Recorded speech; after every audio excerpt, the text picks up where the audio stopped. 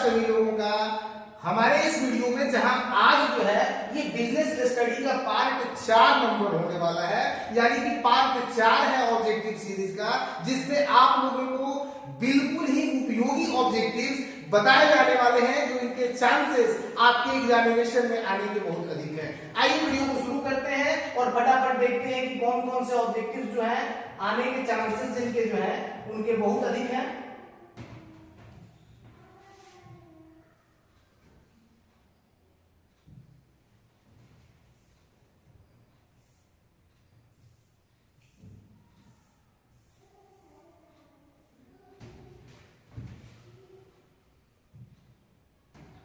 पहला जो ऑब्जेक्टिव है वो आप लोगों के समझ आ चुका है बाबू, ध्यान से देखिए।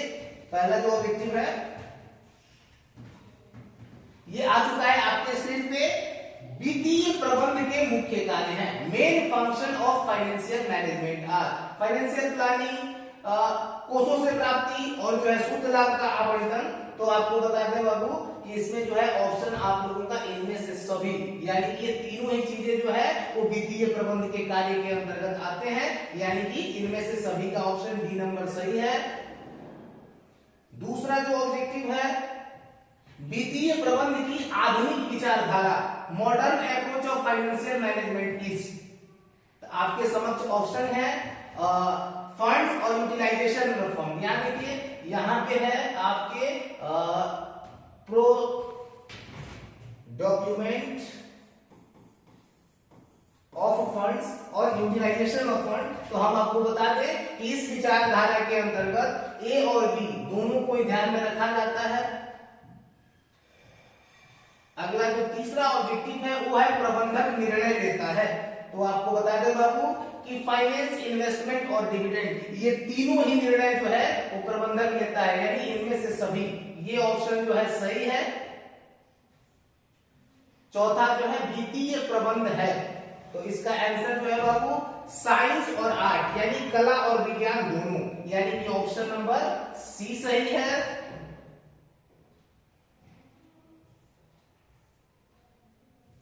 अगला जो प्रश्न है वो है वित्तीय प्रबंध की परंपरागत विचारधारा को त्याग दिया गया था, यानी कि traditional approach of financial management was discarded during, यानी कि बाबू बता दें कि 1930-40, यानी ऑप्शन सी इसके तहत इसको त्याग दिया गया था। अगला ऑब्जेक्टिव 6 नंबर कि वित्त का सबसे सस्ता स्रोत क्या है, the cheapest source of finance is. तो आपको बता दें बाबू कि प्रतिधारित आय, यानी रिटेन्ड अर्निंग जो है वो वित्त का सबसे सस्ता स्रोत है। दीर्घकालीन कोषों में सम्मिलित नहीं है, दीर्घकालीन कोषों में सम्मिलित नहीं है। संतांश, डिविडेंड, प्रेफरेंस शेयर और लॉन्ग टर्म लोन, तो ये तीनों ही चीजें लॉन्ग टर्म है, यानी कि दीर्घकालीन है, यानी कि बी नंबर ऑप्शन लाभांश जो है बाबू वो आपका सही आंसर है। अगला ऑब्जेक्टिव 8 नंबर आपके समक्ष है कि संयुक्त पूंजी वाली कंपनी के लिए लाभांश देना है। तो बाबू इसका ऑप्शन जो है वो बी नंबर अनिवार्य सही है। अगला ऑब्जेक्टिव 9 नंबर कि वित्तीय उत्तोलन अनुकूल कहलाता है। तो इसका जो ऑप्शन है बाबू वो बी नंबर सही है, यानी निवेश पर आय ऋणों की लागत से ऊंची है। अगला ऑब्जेक्टिव, निम्न में से किसे चालू संपत्तियों में शामिल किया जाता है? चालू संपत्तियों में शामिल नहीं किया जाता है, यानी कि which of the following is not included in current assets. आपके समक्ष ऑप्शन है नगद राशि, स्टॉक, डेब्टर और फर्नीचर। तो हम बता दें कि इसमें से फर्नीचर जो है बाबू वो करेंट एसेट्स नहीं है। अगला ऑब्जेक्टिव है कि शुद्ध कार्यशील पूंजी बराबर चालू संपत्ति माइनस, यानी क्या माइनस होता है, तो चालू संपत्ति में से चालू दायित्व यानी करेंट लायबिलिटीज को जब हम माइनस करते हैं तो नेट वर्किंग कैपिटल हमको प्राप्त होता है, यानी कि ऑप्शन ए सही है। अगला ऑब्जेक्टिव है आपके समक्ष बाबू बैंकों में अधिविकर्ष की सुविधा उपलब्ध होती है, यानी कि bank overdraft facilities are available on, तो किन खातों पे अवेलेबल होती है? तो चालू खातों पे, यानी कि करेंट अकाउंट पे। मुद्रा बाजार व्यवहार करता है, तो मुद्रा बाजार जो है वो अल्पकालीन यानी शॉर्ट टर्म जो है, शॉर्ट टर्म फंड्स में व्यवहार करता है। पूंजी बाजार व्यवहार करता है, तब पूंजी बाजार जो है वो लॉन्ग टर्म यानी कि दीर्घावधि कोष में व्यवहार करता है। तरलता का निर्माण होता है, तो संगठित, असंगठित, प्राथमिक और गौण, यानी कि जो है आपके समक्ष जो है चार जो ऑप्शन है, चारों में आपको सोचना है, और इसका ऑप्शन जो है बाबू वो है सेकेंडरी मार्केट यानी कि गौण बाजार।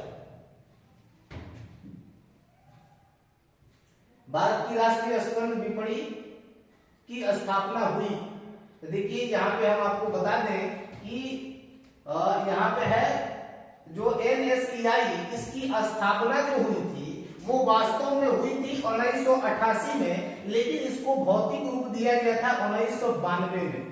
यहाँ ये जो है वो 92 का ऑप्शन है, और 1992 का जो ऑप्शन है बाबू वो बिल्कुल सही होने वाला है, यानी आपके समक्ष ये 1992 का ऑप्शन रहेगा जिस पे आपको टिक लगाना है।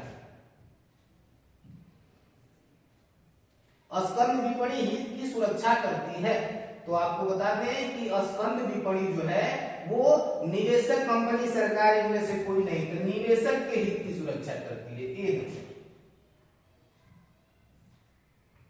भारत में स्कंद विपणियों का भविष्य है, तो इसका आंसर है बाबू आपके समक्ष उज्ज्वल, ब्राइट। सेबी का मुख्य कार्यालय, अब यहाँ सेबी की बात है, सेबी का मुख्य कार्यालय, तो मुख्य कार्यालय बाबू मुंबई में। अब यहाँ ध्यान दीजिएगा, सेबी का जो फुल फॉर्म होता है वो होता है securities and exchange board of India. अब आपसे दो तरह के प्रश्न इसमें पूछे जा सकते हैं कि सेबी की स्थापना कब हुई, तो सेबी की स्थापना बाबू 1988 में हुई थी।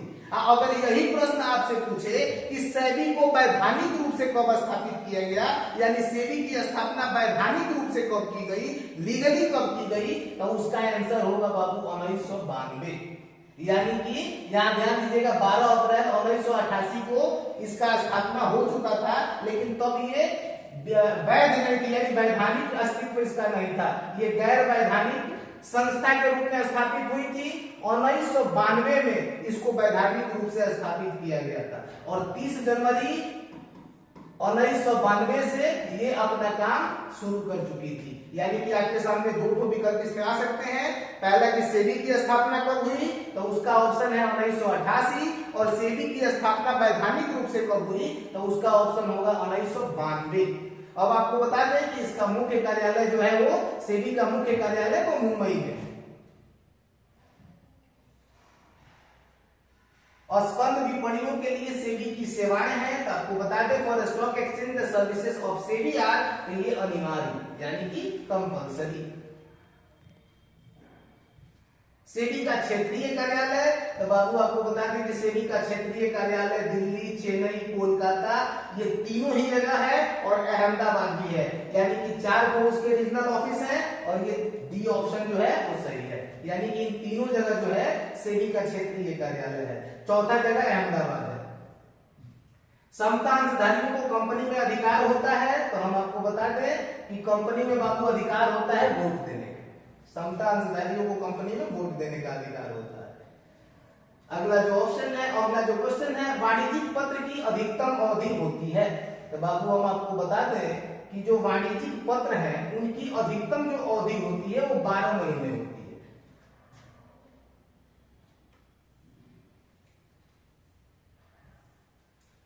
अब यहाँ हमारे समक्ष जो है एक प्रश्न है कि राष्ट्रीय शेयर बाजार का निपटान उधार चुकता चक्र है, the settlement cycle in NSE is, तो आपको बता दें कि ये पहले T2 चलता था और जो है T1 है, T1 पहले T2 था अब T1 हो चुका है। राष्ट्रीय शेयर बाजार के भावी व्यापार की शुरुआत किस वर्ष हुई? In which year did NSE commence future trading? ये आपका ऑप्शन है बाबू सन 2000 में ये शुरू हुआ था। नवीन निर्गमित अंशों का व्यापार करता है कौन करता है भाई? न्यू इशूड शेयर्स कौन डील करता है? तो यहां हमारा ऑप्शन है प्राइमरी मार्केट। ऑप्शन होगा आपका सही प्राइमरी मार्केट। जो प्राइमरी मार्केट है ये जो है नए अंशों में व्यवहार करता है। प्राथमिक बाजार का संबंध है तो यहां आपका आंसर होगा बाबू नए निर्गमन से। प्राइमरी मार्केट जो है वो नए निर्गमन से संबंधित होता है। सेसेक्स कंपनियों पर आधारित होता है, यानी कितने कंपनियों पे सेसेक्स को डिपेंडेंट किया जाता है? तो आपका ऑप्शन होगा बाबू 30, यानी कि 30 कंपनियों के आधार पर। पूंजी बाजार के प्रकार हैं तो बाबू आपको बता दें कि पूंजी बाजार के प्राथमिक और सहायक, यानी कि ऑप्शन सी, दोनों ही प्रकार हैं। सेबी है, सेबी का फुल फॉर्म यहां पूछा गया है तो securities and exchange board of India, भारतीय प्रतिभूति एवं विनिमय बोर्ड। जो ऑप्शन बी है वो बिल्कुल सही है। भारत में मुद्रा बाजार का नियंत्रण कौन करता है? तो आपको बता दें कि भारत में जो है वो मुद्रा बाजार का नियंत्रण बाबू रिजर्व बैंक ऑफ इंडिया यानी कि आरबीआई करता है। विपणन पर व्यय किया गया धन है तो विपणन पर व्यय किया गया धन बाबू निवेश है, इन्वेस्टमेंट।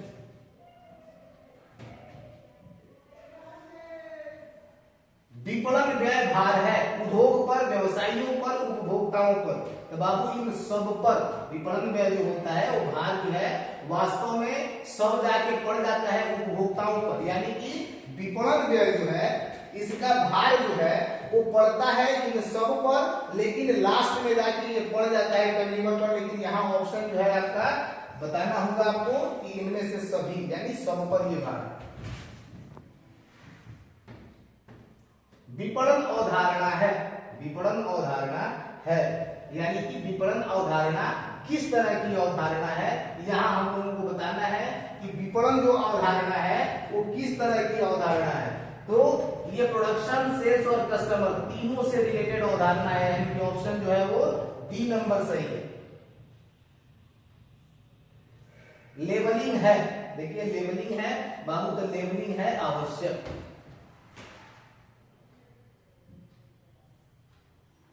सबसे अधिक व्यापक कार्य क्षेत्र है तो सबसे अधिक व्यापक कार्य क्षेत्र बाबू पैकेजिंग का होता है, पैकेजिंग। विपणन प्रबंध अवधारणा का जन्म स्थान है तो इसका जन्म स्थान है अमेरिका। सबसे अधिक व्यापक कार्य क्षेत्र अभी हम लोगों ने डिस्कस कर लिया था, जन्म स्थान भी कर लिया था। विज्ञापन है तो विज्ञापन है, आपको बता दें बाबू कि विज्ञापन जो है वो इन्वेस्टमेंट है, एक तरह का निवेश है। प्रवर्तन का सबसे महंगा साधन है, प्रवर्तन का सबसे महंगा साधन जो है वो है पर्सनल सेलिंग, व्यक्तिगत विक्रय। व्यवसाय के लिए विपणन है, व्यवसाय के लिए विपणन है तो आपको बता दें बाबू की अनिवार्य। नमूनों का मुफ्त वितरण जो है वो सम्मिलित होता है तो हम आपको बता दें कि सेल्स प्रमोशन या कंज्यूमर प्रमोशन इसका सही आंसर होता है। कंज्यूमर प्रमोशन या फिर सेल्स प्रमोशन। इस कंज्यूमर प्रमोशन के जगह पे सेल्स प्रमोशन भी आपको दे सकता है, तो आपका ऑप्शन जो है सेल्स प्रमोशन या कंज्यूमर प्रमोशन होना चाहिए।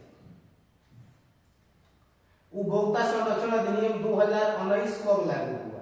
उपभोक्ता संरक्षण अधिनियम 2019 जो था वो कब लागू हुआ? तो आपको बता दें बाबू कि 2020 में ये लागू हुआ, 2020 में। भारत में उपभोक्ता संरक्षण अधिनियम प्रभावी है तो बता दें बाबू आपको इसका आंसर होने वाला है 15 अप्रैल 1987। 1987 से ये प्रभावी है, 15 अप्रैल। उपभोक्ता विवाद निवारण एजेंसियां हैं जिला आयोग, राज्य आयोग, राष्ट्रीय आयोग, यानी कि 3। आपको बता दें कि ये जो तीन जो एजेंसियां हैं वो ये तीन ऑप्शन सही है, यानी ये तीनों ही एजेंसियां जो है उपभोक्ता विवाद के निवारण के लिए बनी हुई है। उपभोक्ता विवादों का निपटारा कर सकता है नेशनल कमीशन। यहाँ देखिए, यहाँ पूछा गया है राष्ट्रीय आयोग के लिए, राष्ट्रीय आयोग जो है यानी कि राष्ट्रीय आयोग जो है वो उपभोक्ता के विवादों का निपटारा कर सकता है तो 10 करोड़ से अधिक, ऑप्शन होगा 10 करोड़ से अधिक। अगर राज्य आयोग है तो राज्य आयोग जो करेगा वो 1 करोड़ से अधिक, 1 करोड़ से अधिक लेकिन 10 करोड़ तक, यानी 1 करोड़ से अधिक 10 करोड़ तक, 1 करोड़ से 10 करोड़ तक जो है ये कर सकता है। और जिला आयोग जो है वो आपका 1 करोड़ तक, डी नंबर ऑप्शन जो है वो सही है कि जिला आयोग अब आपका जो है 1 करोड़ तक के विवादों का, यानी कि आपका 0 से लेके 1 करोड़ तक का जो भी विवाद होगा वो इसके अंदर आएगा। उपभोक्ता विवादों के निपटारे की अवस्था तंत्र है तो 3 स्तरीय। हमारा आंसर जो है बाबू 3 स्तरीय यानी कि 3 टायर सही है। उपभोक्ता अधिकार दिवस कब मनाया जाता है तो बाबू उपभोक्ता अधिकार दिवस जो है वो 15 मार्च को मनाया जाता है। राष्ट्रीय आयोग के सदस्य की अधिकतम आयु हो सकती है तो बाबू राष्ट्रीय आयोग the maximum age of A member of national commission में भी 70 साल, यानी कि 70 इयर्स।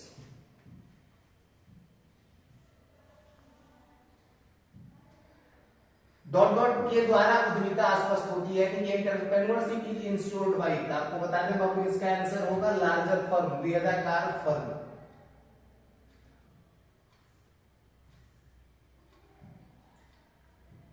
अगला जो है वो है भारत में उद्यमिता विकास कार्यक्रम है, तो भारत में उद्यमिता विकास कार्यक्रम आवश्यक है।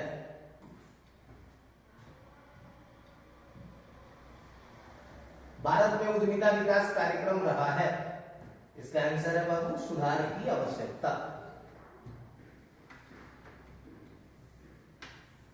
भारतीय उद्यमिता विकास संस्थान स्थित है, ये जो स्थित है बाबू entrepreneur development institute of India, ये है अहमदाबाद, अहमदाबाद।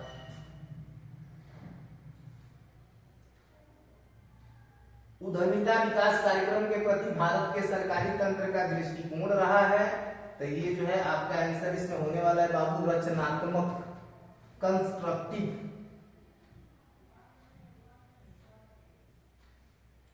भारत में उद्यमिता का भविष्य है तो आपको बता दें कि उज्जवल, ब्राइट। नवीन निर्गमित अंशों का व्यापार कौन करता है, ये जो है आप हमको कमेंट करके बताइए कि नवीन अंशों का जो है व्यापार कौन करता है, यानी कि जो नए निर्गमन होते हैं उनमें व्यापार कौन सा बाजार करता है, इसका आंसर आप हमको कमेंट कीजिए। और चूंकि इस वीडियो को जो है बड़ी ही विकट परिस्थितियों में शूटिंग की गई, बड़ी ही विकट परिस्थितियों में इसका जो है हम लोगों ने बड़ी ही समस्याओं का सामना करते हुए इस वीडियो को शूट किया है, तो इसमें अगर आप लोगों को कोई प्रॉब्लम हो रही हो, कुछ नहीं समझ में आ रहा हो तो आप लोग हमको कमेंट कर लीजिए और इसका आंसर जो है हमको कमेंट में बताइए और अपने एग्जाम की तैयारी कीजिए। Best of luck for examination.